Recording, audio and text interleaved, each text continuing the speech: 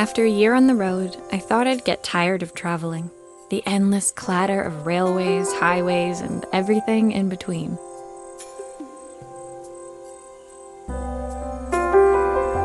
But as my train pulled into the station at Bellariva, I felt every bit as excited as the first day of my journey.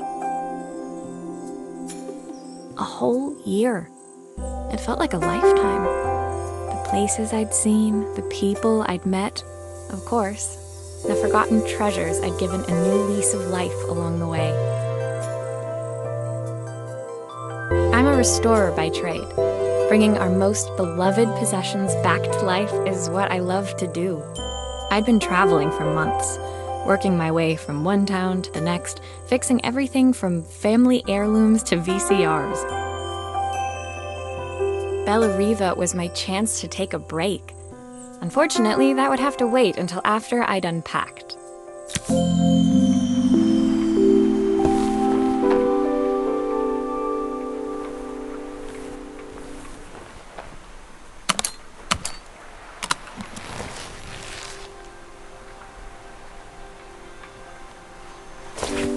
My favorite overalls. These will never go out of style. The tools of my trade. No hope of restoring things without these. My parents took this after I made my first repair. Seems like a lifetime ago. Looking forward to taking more close-ups of my fingers with this. I'll hand these out once I'm settled in. Fingers crossed they get me some work.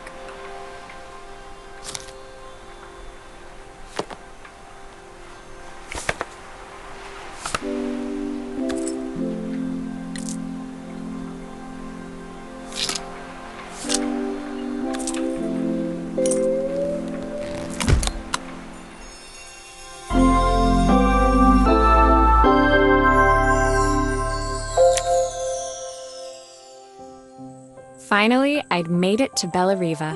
I'd come for the food festival, taking place in a few days' time. After living off TV dinners and instant ramen for the last few months, I was craving a decent meal. Of course, I'd need to earn enough money to pay for it, so I figured I'd head out the next day and find some work. My parents never wanted me to go. They wanted me to stay in their shop and have a simple, stationary life. I knew there was a world out there, beyond the four walls of our antique store, that I had to be a part of. I daydreamed constantly about the weird and wonderful places each of our antiques came from. I loved figuring out their stories, revealing the memories hidden beneath the screws and wires. My story in Bellariva began with a little girl, and a voice she was longing to hear.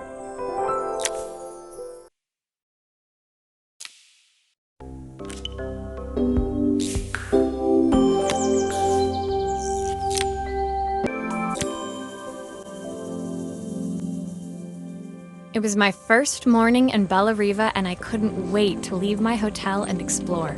It was a quiet town, its streets and alleyways basking peacefully in the hot morning sun.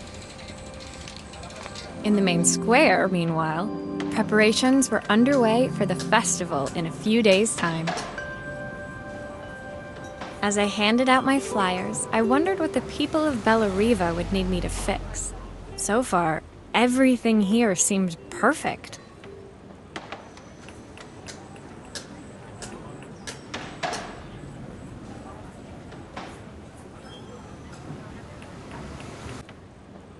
I was starting to worry I'd made a mistake when I felt someone tapping me on the back. Hi, I'm Izzy. Do you know how to fix things? It was a little girl, maybe 7 years old, who must have gotten hold of one of my flyers.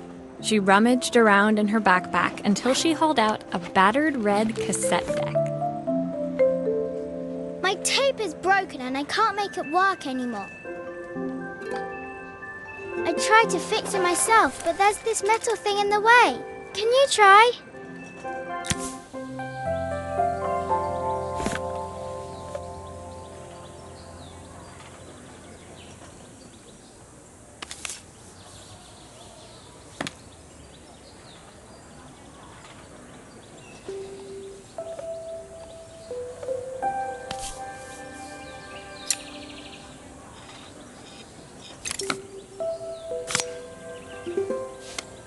Aha! Those batteries look like they need replacing. Luckily, I have some spares.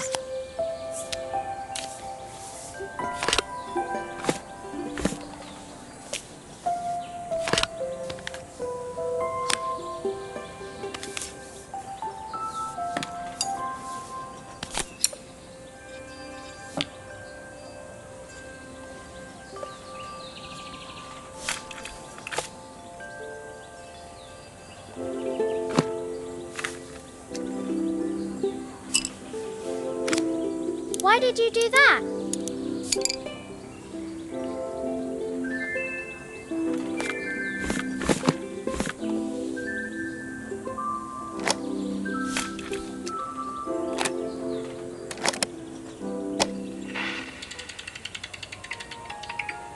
Will you dream a dream for me? If I sit by your side and hold you so tight, know that I will always love you, even though we both know that we must say goodnight. Good night, my darling.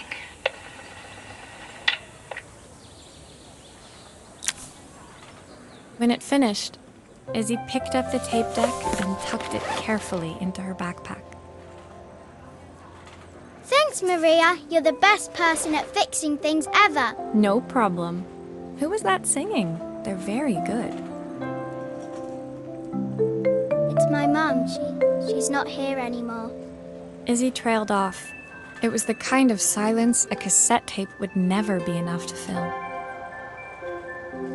When Izzy's friends called for her, she dug deep into her pockets, looking for something to pay me with.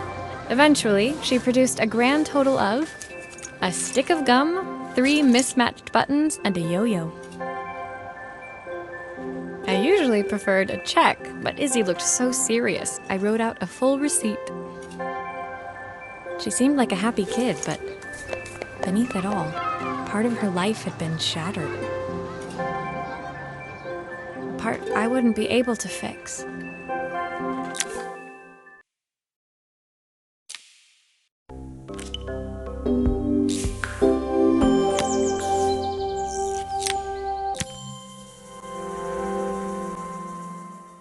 My first repair complete, I spent the rest of the day doing small jobs in and around the square. I was exhausted when I got back to my hotel and found a message asking me to make one more visit. The address led me to a quaint little house, a stone's throw from the beach. Bathed in the evening light, it looked beautiful, in spite of its flaking paintwork and chipped tiles. The front door was opened by a harried-looking man, still dressed from a long day at the office. Are you Maria? My name's Joseph. I'm Isabel's father. I'm so sorry she bothered you this morning. Please, come in. I'd like to settle up properly. On the mantelpiece, I saw the remains of a broken statue. Without thinking, I picked up a fragment. Ah, my father's statue. What's left of it, at least. Yet another way I'd have disappointed him. It survived 100 years in this family. But 5 minutes with Isabel and... Do you think you can salvage it?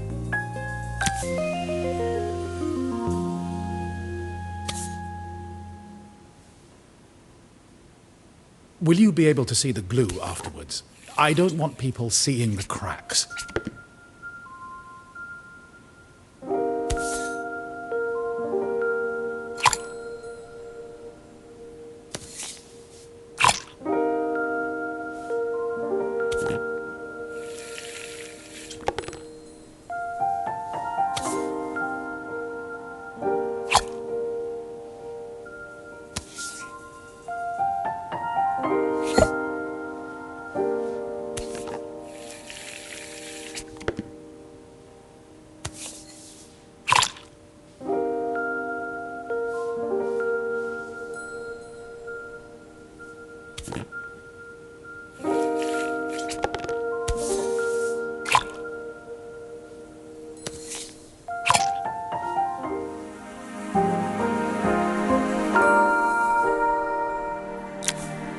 Thank you, Maria. It looks as perfect as it ever did. My father wanted me to make something of myself. He didn't have time for anything less. As Joseph put the statue back on the shelf, it nudged against the family portrait stood proudly next to it. So he was Bellariva's mayor. And that was Izzy's mom. They must both miss her so much. Sorry, I'm a little tired. I've been working late getting things sorted for the festival. There's only a few days to go. Looks like I'll be working late. Again? When I told my parents I wanted to leave, they always found an excuse to be busy, to avoid talking about it. I guess keeping themselves occupied was their way of pretending it wasn't happening. Joseph's work must have been taking up so much of his time. But maybe that was what he wanted. I just hoped he was finding enough time for Izzy, too.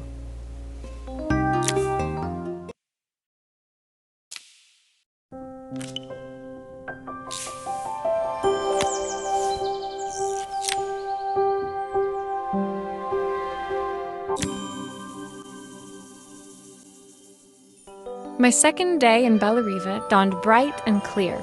Another beautiful sunny morning. Walking into town, I passed cafes overflowing with customers cradling their morning coffees. I stopped, breathing in the smell of roasted coffee beans and freshly baked pastries. I was about to go inside when the owner of Carmen's, the cafe next door, stopped me. Hello, Maria? Were you here yesterday handing out flyers? I have a job for you. Her place was petite, tucked between its competitors as if hoping they wouldn't notice. Judging by the empty tables inside, though, her potential customers hadn't noticed it either. It's a bit slow today, but we're just getting started. I'm sure it'll pick up soon. As Carmen chatted, she walked over to the counter and returned with an old rotary phone. At least I've got plenty of time to practice my recipe for the festival. It's a new special I've been working on. I was hoping to call my sister for some, seasoning tips, but it won't connect. Can you see if you can figure out what's wrong?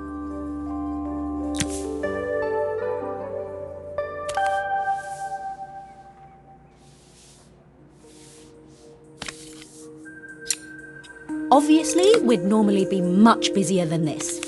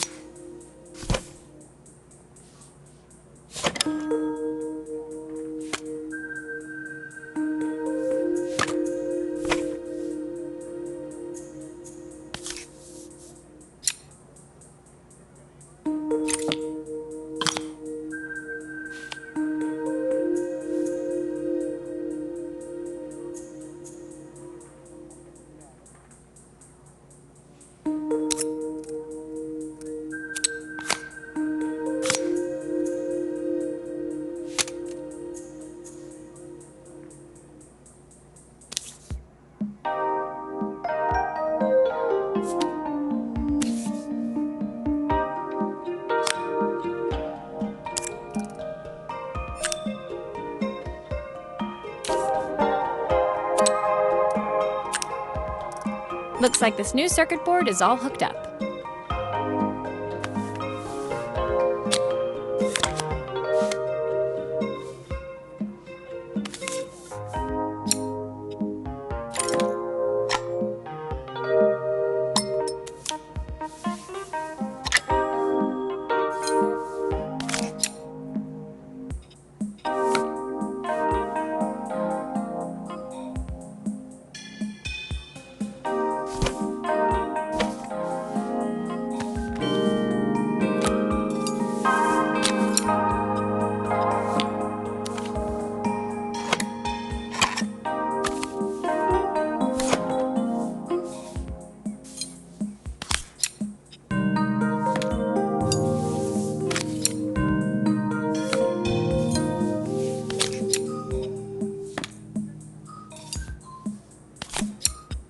Those screws still need to be put back.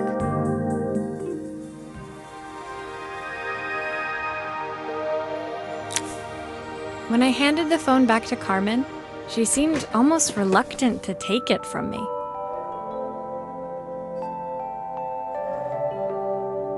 So it's all working now, is it? I don't have to leave it to dry or let it cool down? Nope, it's ready to go. It'll be ringing off the hook in no time. That's if I can pay my phone bill, anyway. And the rent, and the suppliers. Anyway, take a seat and I'll be right with you. Your coffee's on the house. I sat at one of the empty tables, while at the counter, Carmen had started dialing the phone. Hello? How's my favourite sister doing today? As she talked, Carmen became more and more tense. This didn't seem like a call for some cooking advice. I know I still owe you from last time, but I can't afford to take part in the festival if I don't pay. I could almost feel the eye roll at the other end of the line. You don't need to be here, though. Can't you just put the check in the post? When the call ended, Carmen brought me my coffee, her hands trembling. Sorry about that. My sister's decided to fly in for a visit. Oh God, I have to get ready. Actually, I might have another job for you. Can you come by tomorrow?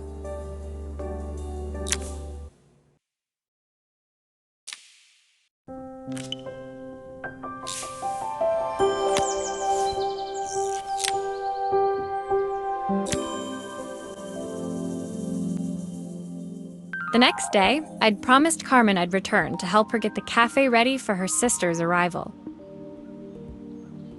I was about to set out when I received an unexpected call from my hotel's reception desk. Apparently, another guest had asked for me by name. Curious, I took the creaking elevator up to the top floor and made my way to the room number they'd given. I knocked.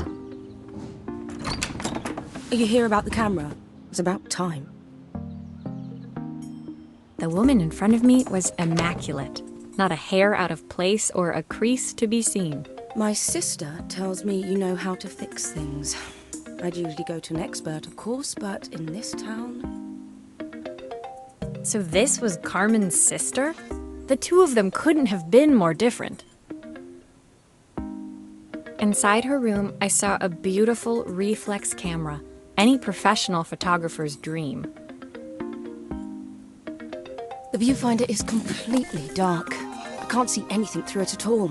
I assume you can figure out what's wrong?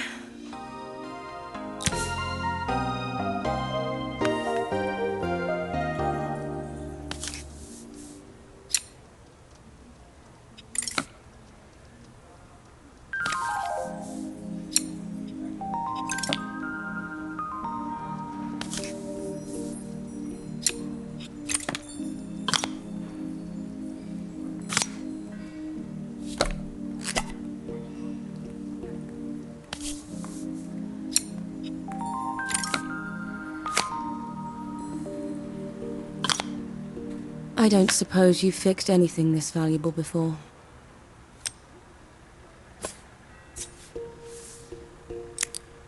If I used the screwdriver, I could adjust the angle of the mirror.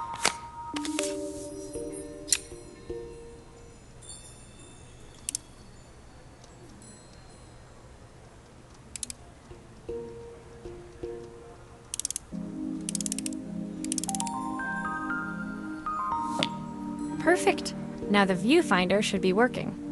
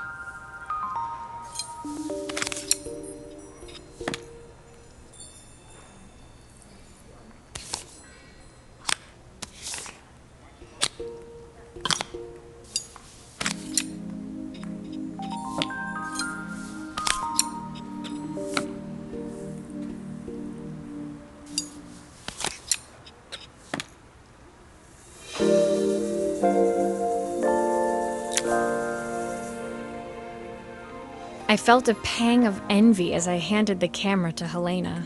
I put my disposable to shame.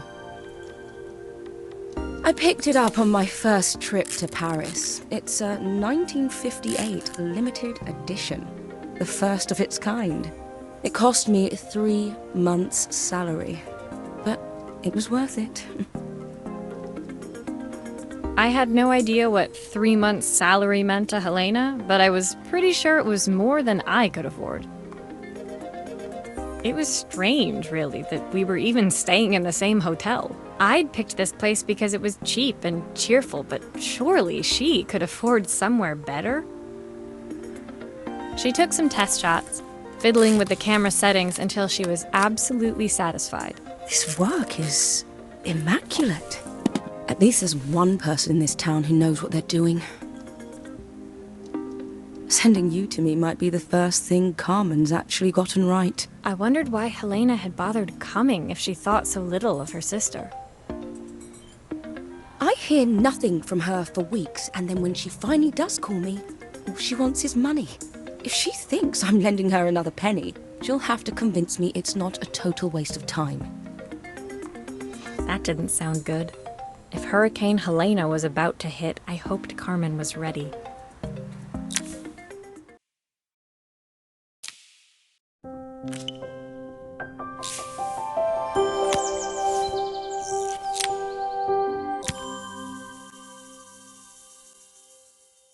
The sun was setting over Bellariva by the time I reached Carmen's cafe. From the outside, it looked as quiet as ever, but inside, I found Carmen cleaning like her life depended on it. Maria! Oh, don't mind all of this. If Helena finds one speck of dust in here, I'll never hear the end of it. Carmen seemed pleased to see me, but I sensed the fidgeting tension beneath each sweep of her mop.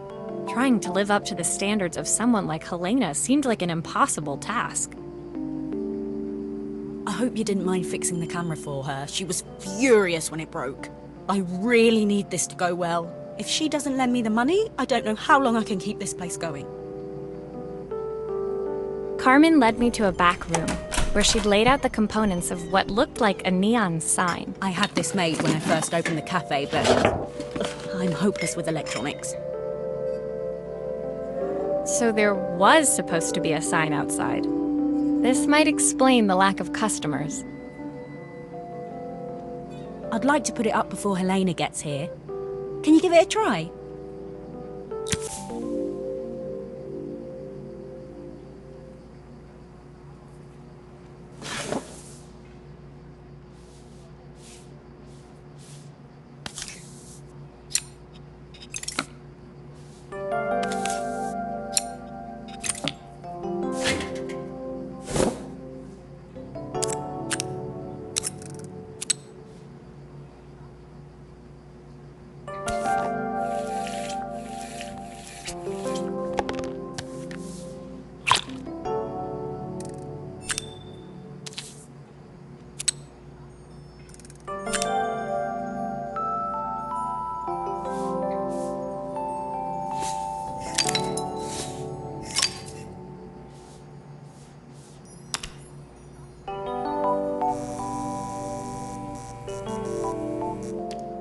I don't know, it's a bit, Great flat. idea. I think Maybe I if have it a spare part flashes, that it'll could do really that. catch people's eye.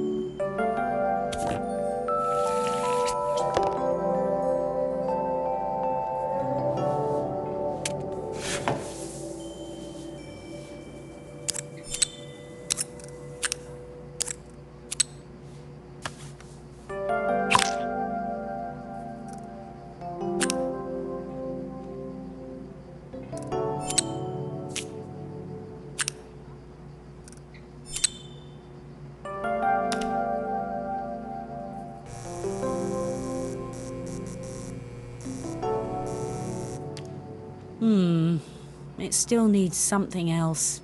Maybe we can add one of these.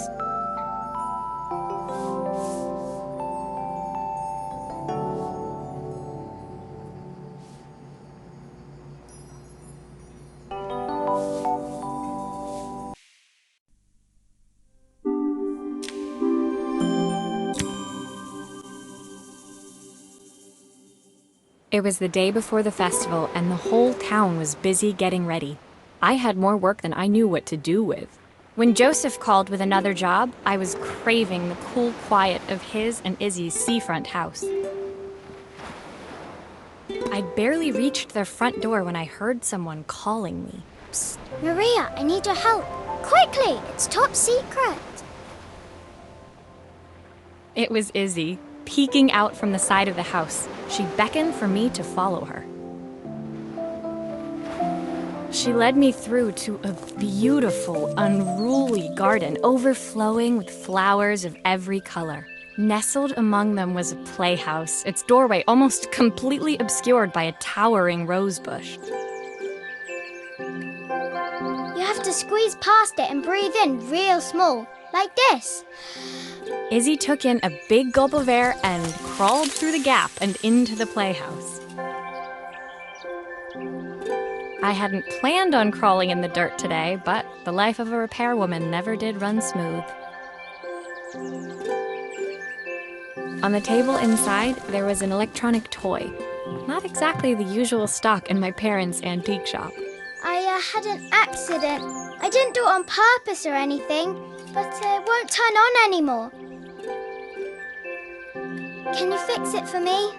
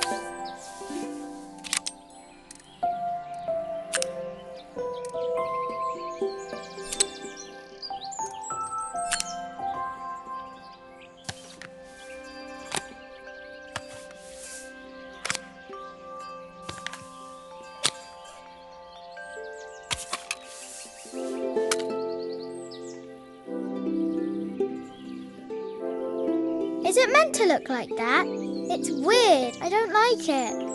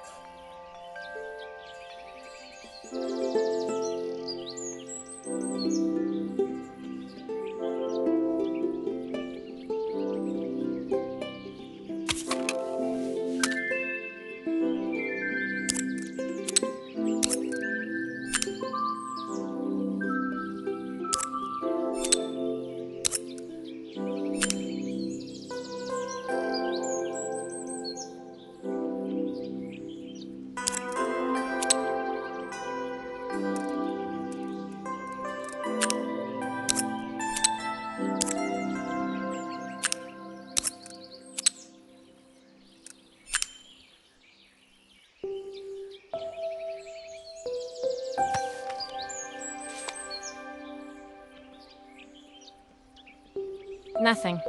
Maybe there's an issue with the battery.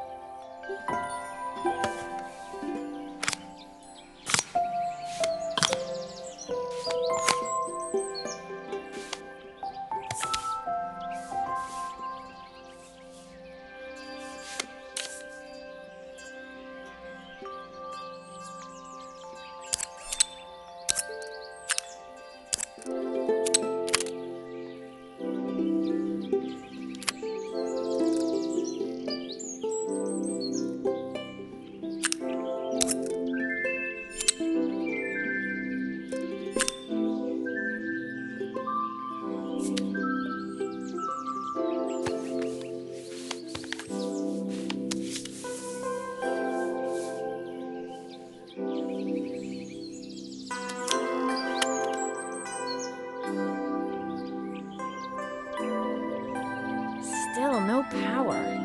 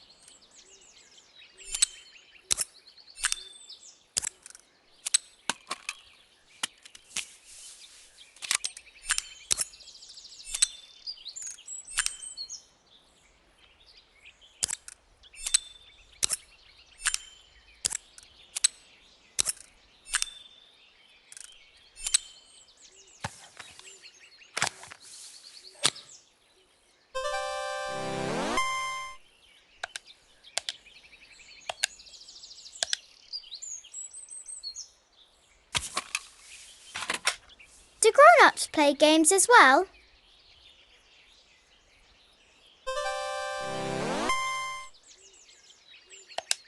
Can you show me how to play? I tried before, but it was so hard.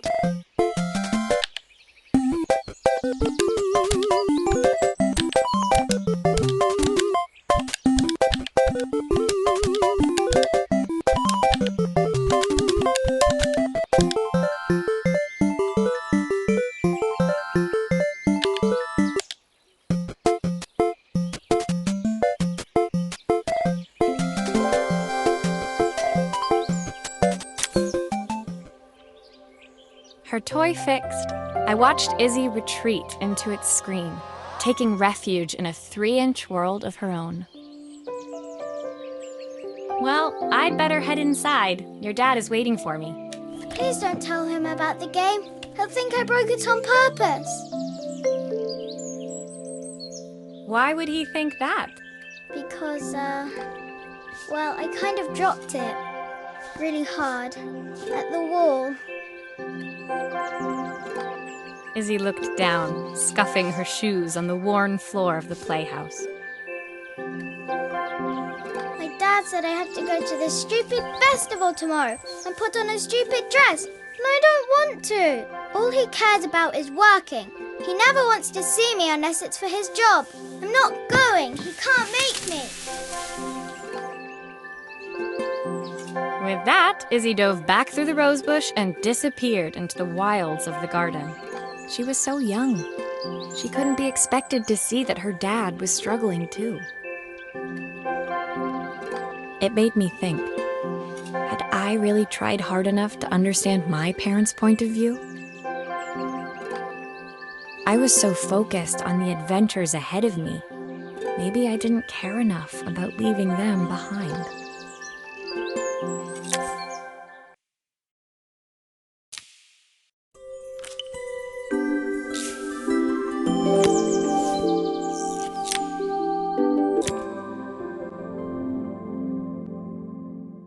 Leaving Izzy hiding in the garden, I walked around to the front of the house and rang the doorbell. It was only then I noticed my favorite overalls covered in grass stains. I scrubbed desperately, but it was too late.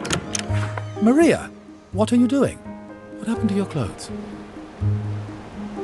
I was, repairing a lawnmower. How unusual. Well, do come in. The job I've got for you is a little more delicate. Totally embarrassed, I walked into an orderly room filled with papers and ledgers. So this was his office. You must be so busy getting ready for the festival. Are you looking forward to it?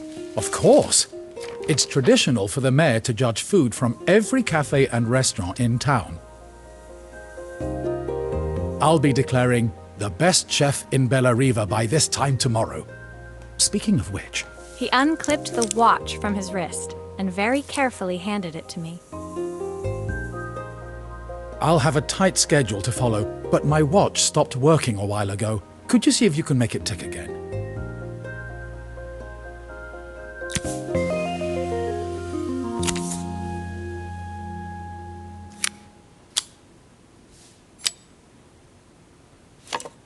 Are you sure it will all fit back together?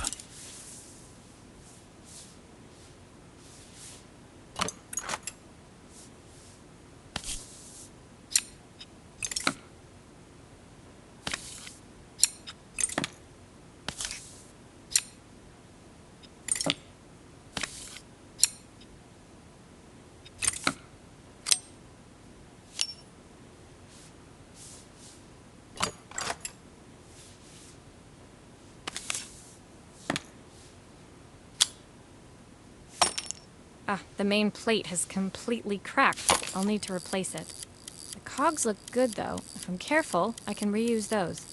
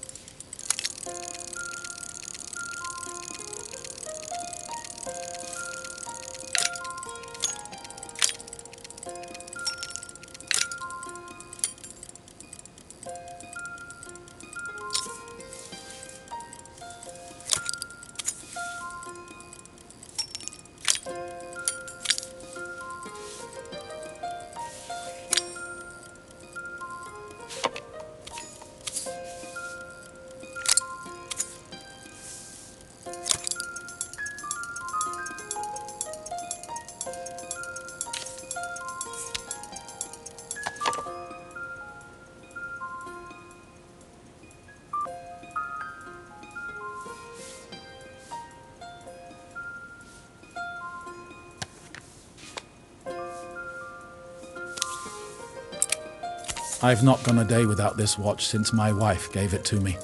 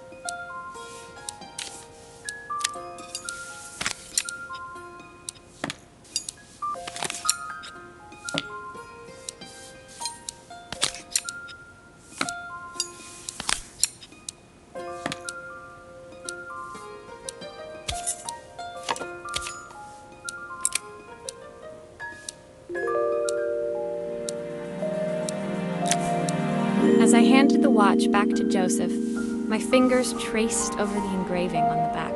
I hoped fixing this was one small way I could help him move forward. I can't believe it's working, Maria. Thank you. My wife was a brilliant woman. Feeling this ticking on my wrist, it makes me feel like she's still here. Watches measure minutes and hours like they're infinite. I didn't know we had so little time. Even with Isabel, I barely see her. And when I do, she acts like she hates me. Just then, the phone rang. Even when he was at home, his work was never done. Sorry, Maria. I have to take this. I'll see you at the festival tomorrow. As I left, I turned and saw him pacing the floor of his office, his watch glinting in the afternoon sun. I hoped its quiet ticking would at least bring him some peace during the busy days to come.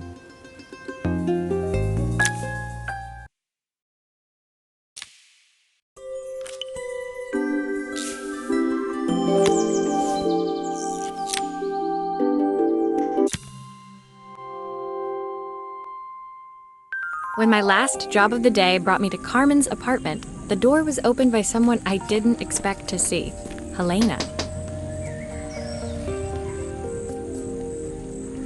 Sorry for inflicting this mess on you. Carmen's never seen a knick-knack she doesn't want to buy, apparently. Carmen's apartment was a little chaotic, but totally charming. It was easy to imagine her living in a place like this. It definitely wasn't Helena's style. She seemed more upmarket than flea market. I wondered why she was even here. We're having a clear-out, or at least I am. Carmen's not helping, as usual. There's a market at the festival tomorrow. I'm selling some of these things to make her some money. She says she has nothing when there's all this stuff right under her nose. Helena stepped delicately past the items on the floor and reached down to pick up one from the pile. Look at this slide projector. Our parents treasured it, but Carmen treats it like a piece of junk. Can you take a look?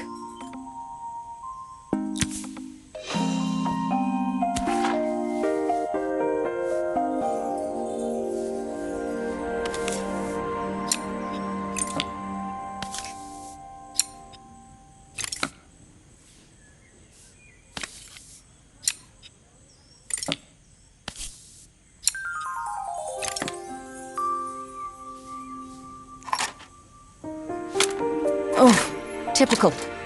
Carmen's even managed to get a slide stuck in here. That light bulb is completely smashed. Okay, I'll need to redirect the light to the lens at the top for the projector to work.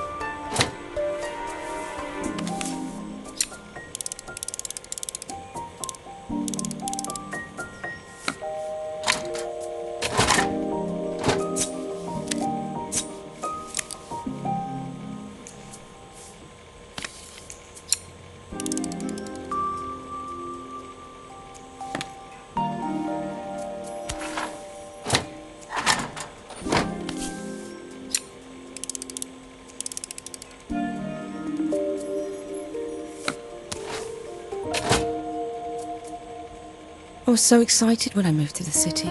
Carmen, she looks so sad. Here's the clicker you'll need to attach. God knows how Carmen broke that as well.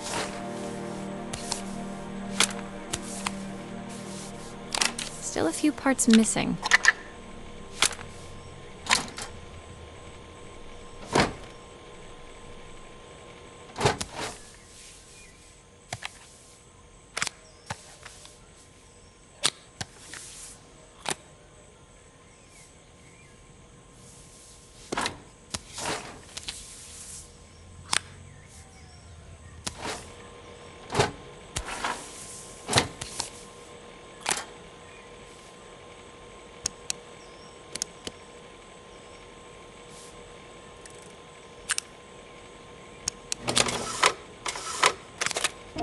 When we were younger, Carmen was always following me around.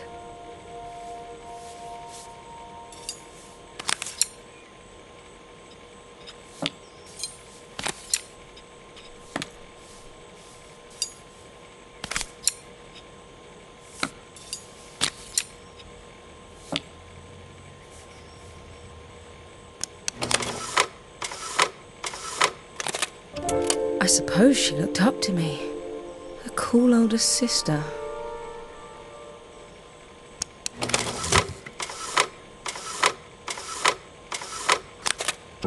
She used to ask me when I was coming home, but I was always too busy.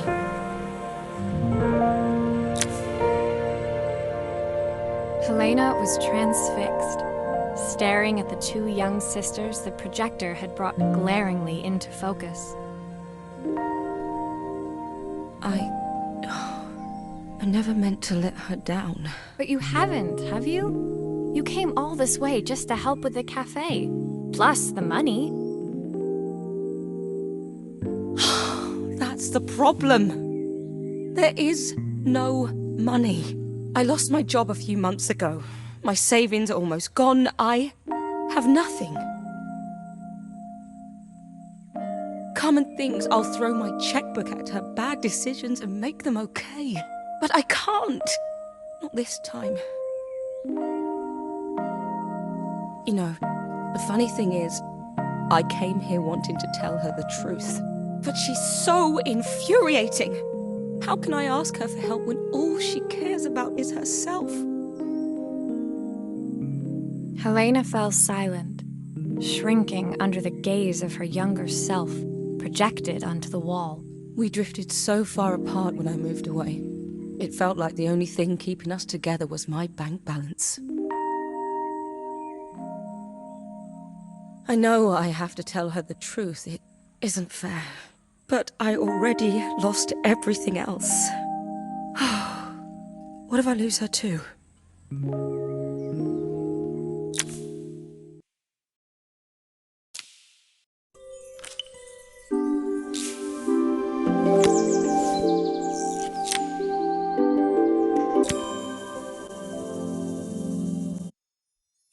The day of the festival finally came, and after all my hard work, I was ready to put down my tools and pick up a fork.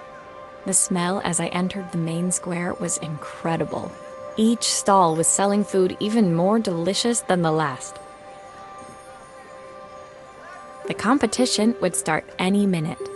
Most stall holders were waiting anxiously for the mayor to pay them a visit.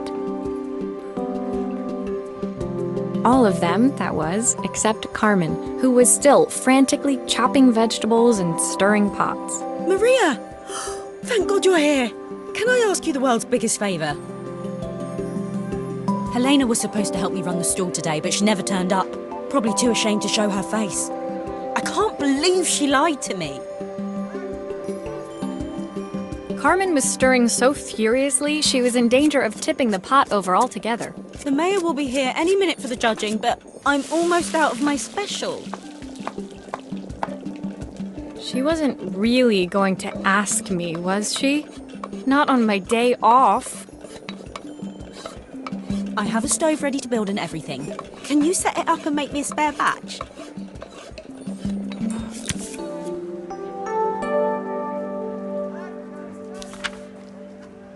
Oh, her recipe is a bit smudged. Never mind, I'm sure whatever I put in will be fine.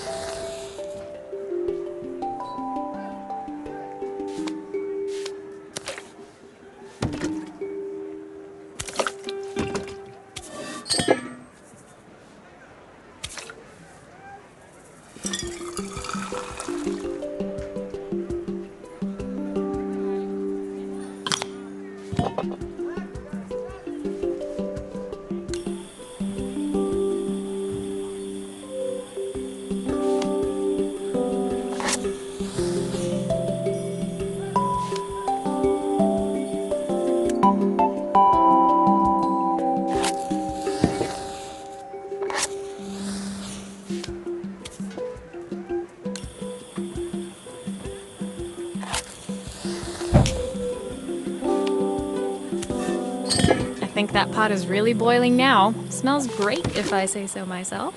Here are the ingredients that Carmen's given me. What to add first?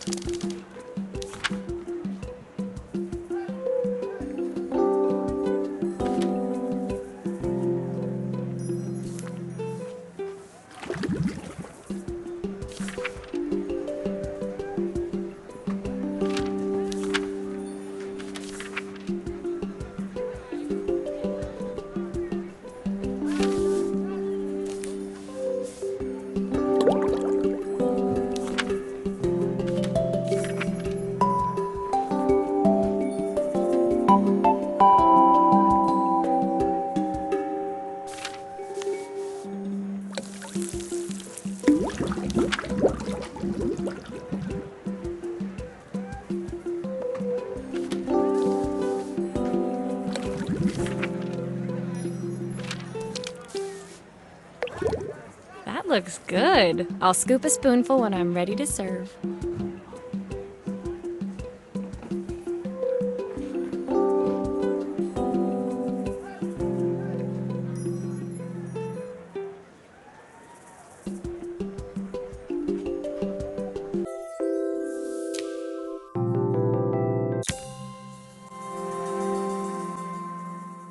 The festival finished. I only had one day left before I had to catch my train and leave Bellariva behind. I couldn't go without saying goodbye to Carmen. So, that evening, I made my way to the cafe. It was unrecognizable. She'd done it. Best food in Bellariva. Half the town was outside waiting to see what the fuss was about. Maria! Maria! My favorite sous chef! Come on through! It was Carmen, acting every inch the successful cafe owner she deserved to be. Even Helena was there, serving the coffees. This was the last place I expected to see her after yesterday's drama. Carmen led me through to a balcony upstairs, where she brought out an old record player. I found out where Helena was on the day of the festival.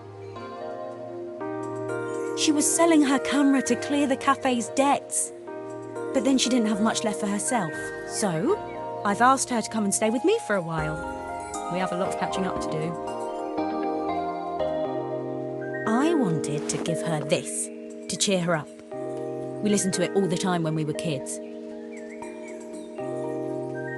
Do you think it has one last tune in it?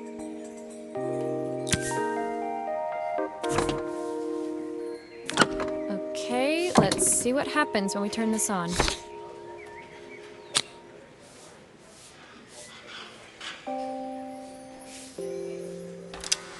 The speaker isn't connected properly. I should check the wiring. The speaker isn't connected properly. I should check the wiring. The speaker isn't connected properly. I should check the wiring.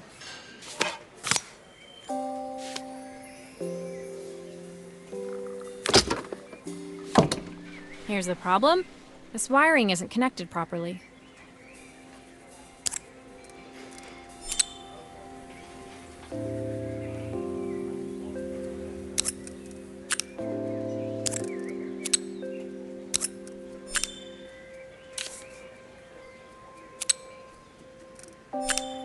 If I turn the volume up, I should be able to hear it now.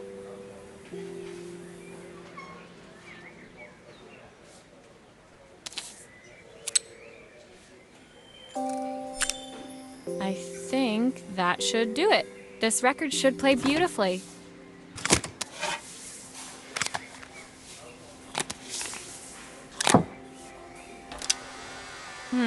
It's spinning the wrong way. It must be to do with the motor. Play in the right direction. Let's see if one of these spares can turn things around.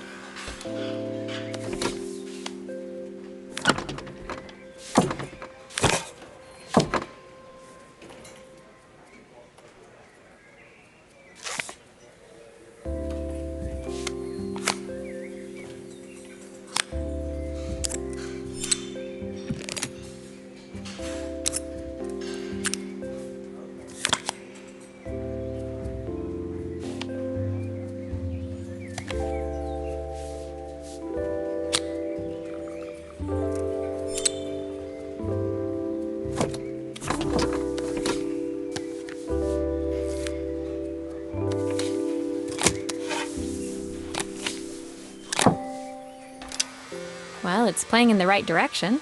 I should check it's turning at the correct speed.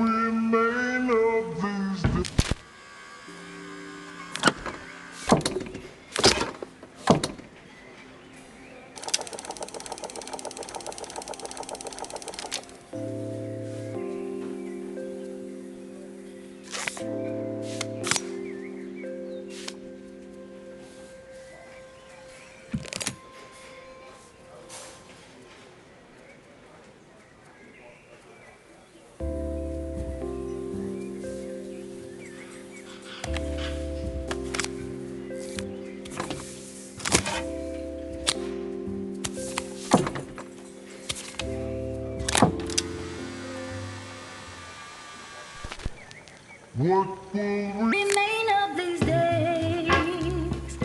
The sweetest words I've ever heard.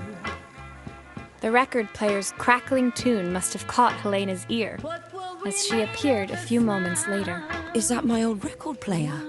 I can't believe you've kept it all these years, Carmen. Leaning over the music, they looked just like the young sisters the slide projector had preserved all these years, inseparable once again. Carmen told me about your camera. That was a really generous thing to do. I loved that camera, but I love my sister more. Now it's her time to be the person she wants to be. I'm going to stay here with her for a while. Make up for lost time. Carmen and Helena's relationship wasn't suddenly going to be perfect, but they were both prepared to try. And to think, it had all started because of a call Carmen made about some seasoning tips. I guess in the end, maybe it wasn't so hard to just pick up the phone and dial. I hadn't spoken to my own parents in a year. I wanted to hear their voices more than anything. But the silence between us was so cavernous. I didn't know how I'd ever find the words to bridge it.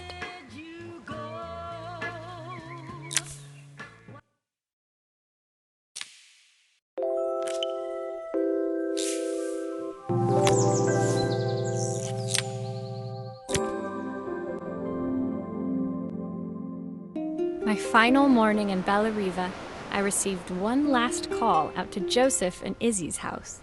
I knew I had to pack, but I figured I could squeeze in one final job before I had to leave.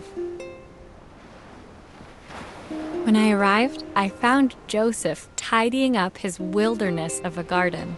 The playhouse was already cleared.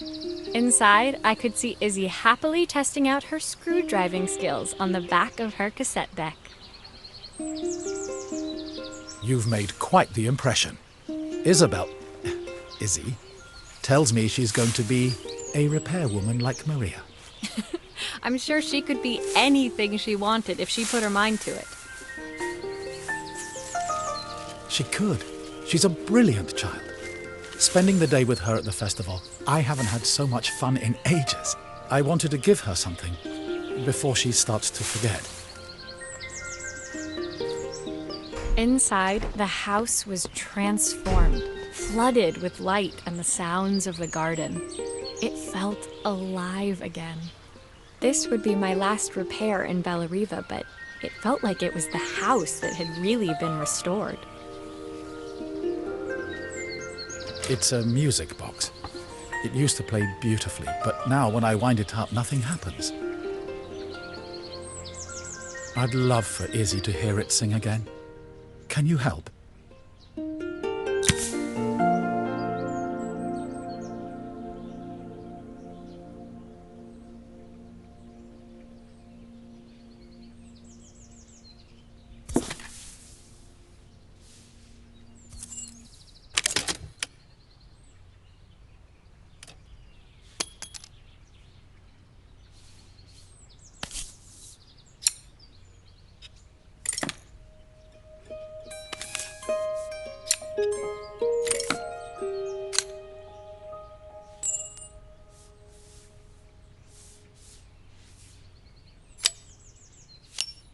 Maria, could you add this family picture of us?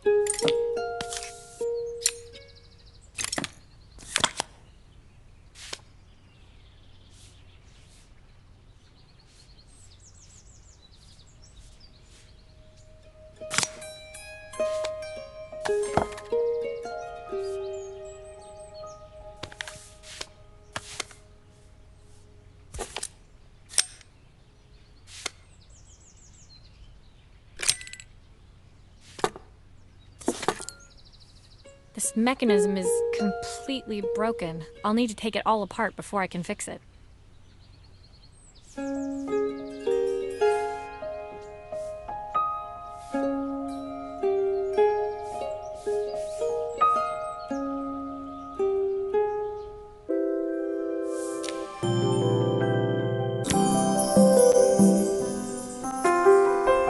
My time in Bellariva was almost at an end. Another chapter finished in a story whose ending I hadn't felt ready to write. The people I'd met, the items I'd restored, they'd taught me so much about what was really important. Pulling out my suitcase from beneath the bed, I remembered the day I stole it from my parents' shop, the day I left. Afterwards, I was too ashamed to call them, to apologize. It was a guilt I'd been carrying around every day since. As I packed, I knew that it was up to me to find a way to lighten the load.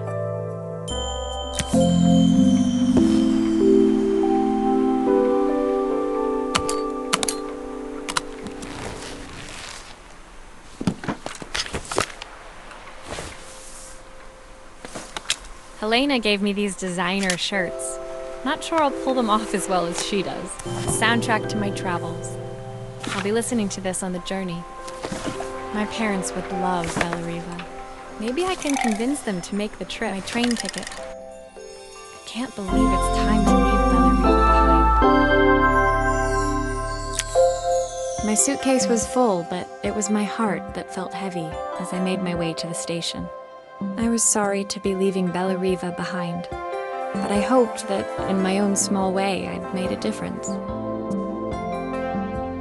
Helena and Carmen's reunion was possible because they'd learned to overcome their differences. Joseph had realized he shouldn't let his grief or his work get in the way of his relationship with Izzy. They'd each learned to see things from someone else's perspective. Maybe it was time I saw things through my parents' eyes. I knew it would be easier to jump on the next train, put even more distance between us, but I finally felt ready to talk to them. I just didn't know if they would feel the same. Did I even remember their number? I wasn't sure until I reached for the phone and it all came flooding back.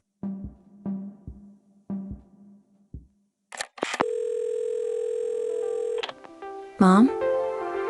Dad? Maria? Is that you?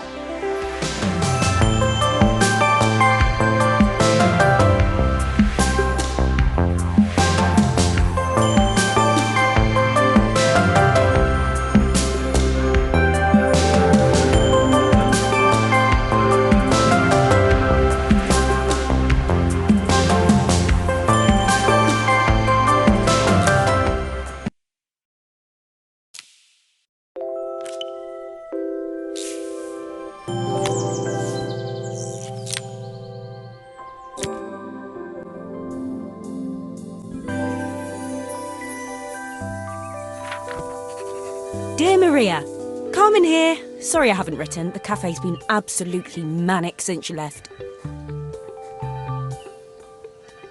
Luckily, I have Helena here to help. You wouldn't recognise her. She's like a new woman. She's always running round, taking orders and making drinks. I even heard her compliment a customer on their outfit. Personally, I draw the line at fluorescent green bowling shirts, but each to their own. It certainly made the customer smile. She misses the city, though. Bellariva's many things, but it's definitely not as chic as she'd like. She said there was a coffee shop near her old apartment where they made coffee with a shape drawn on top. It got me thinking, I'm an award-winning chef. I can figure out how to put a leaf on a cappuccino. A bit of cosmopolitan coffee might be just what Helena needs. Of course, ordering a new coffee machine was the easy part. I wish you could have seen the mess I got into trying to put the thing together.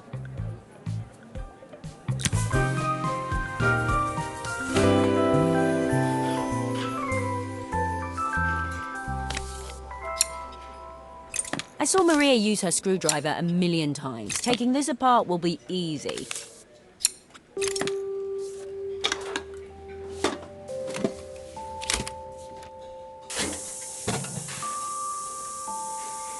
These pipes look pretty simple. I should start with them. That steam doesn't look good. There must be something wrong with the pipes.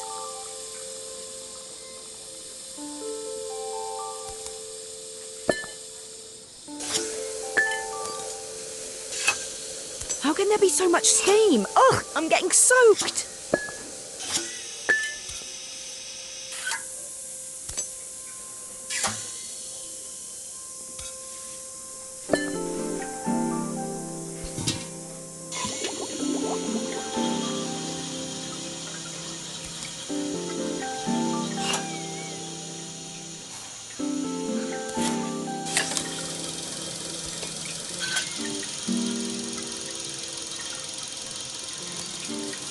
Finally, no more steam.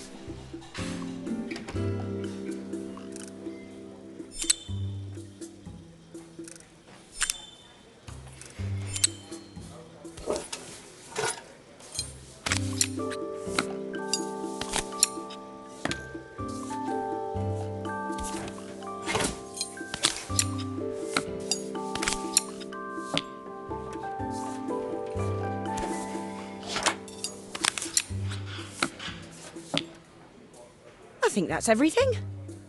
Better test the buttons, just to make sure.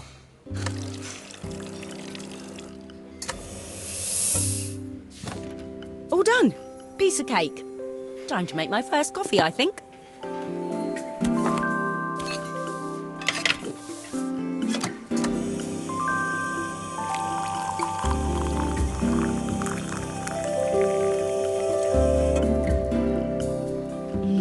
Smells delicious. Now to make it look magical.